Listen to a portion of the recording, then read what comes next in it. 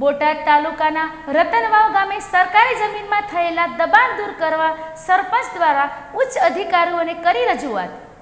બોટાદ તાલુકાનું રતનવાવ ગામ આવેલ છે, જે રતનવાવ ગામે સરકારી સર્વે નંબર 365ની જમીનમાં ગેરકાયદેસરનું દબાણ થયેલ છે અને આ દબાણ દૂર કરવા માટે ગ્રામ પંચાયતના સરપંચશ્રી દ્વારા અવારનવાર ઉચ્ચ અધિકારીઓને લેખિતમાં જાણ કરેલ છે।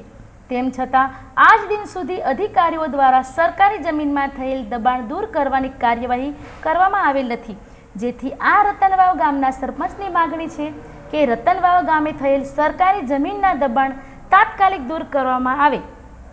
ખરેખર સરકારી જમીનમાં થયેલ દબાણો દૂર કરવાની જવાબદારી છે તે ઉચ્ચ અધિકારીઓની હોય છે, તેમ છતાં કેવા કારણસર આજ દિન સુધી આ દબાણો દૂર કરવામાં આવ્યા નથી, તે આ સરકારી જમીનમાં દબાણો દૂર કરવાની જવાબદારી કોની?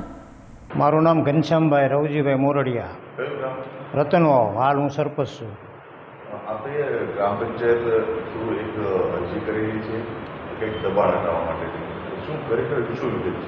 એનો ઇસ્યુ એવો છે કે ઘણા વર્ષથી 365 નંબર સર્વે નંબર આવતો હોય અને જમરાળાથી રતનવાવ માર્ગ વચ્ચે એની અંદર અત્યારે લોકોએ ખેતીનું ઉત્પાદન લઈ રહ્યા છે અને એની અરજી આપવા છતાં વારંવાર અરજી આપવા છતાં આજ સુધી એનો કોઈ અમને એનો સહકાર મળેલ નથી।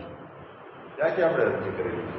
અરજી આપણે મામલતદારને આપેલી છે, ટીડીઓ સાહેબને આપેલી છે અને કલેક્ટર સાહેબ શ્રીને પણ આપેલી છે।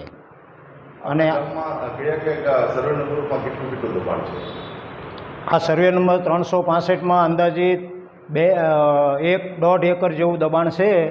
ત્યાર સિવાય ગામની અંદર ગામ તળમાં જે સરકારી પડતર જગ્યા પડી હોય એમાં પણ ચણતર કરીને લોકો દબાણ કરી રહ્યા છે અને એની પણ અરજીઓ આપવા છતાં આજ સુધી કોઈ અમને એનો